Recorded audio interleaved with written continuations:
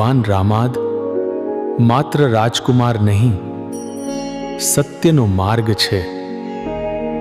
રાજમુકુટ સામે હતું, પણ રામે વન પસંદ કર્યું, કારણ કે તેમના માટે વચન સૌથી મોટું હતું. એક ક્ષણ અને બધું બદલાઈ ગયું. રાવણ સીતાને લઈ ગયો, પણ આ અંત નહીં, શરૂઆત હતી યુદ્ધની. जहां विश्वास हो वहां रास्ता मिल जाता है. हनुमान मिले और आशा फिर से जाग उठी. સમુદ્ર પણ રોકી શક્યો નહીં. ભક્તિએ પથ્થરોને પણ તરતા કરી દીધા. આ યુદ્ધ માત્ર બે લોકો વચ્ચે નહોતું, આ યુદ્ધ હતું સત્ય અને અસત્ય વચ્ચે.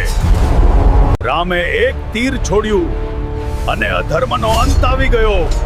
આ માટે જ રામ ભગવાન છે. અયોધ્યા ફરી પ્રકાશથી ભરાઈ ગઈ. પણ સાચો પ્રશ્ન એ છે, શું આપણે રામ જેવી સચ્ચાઈ જીવી શકીએ?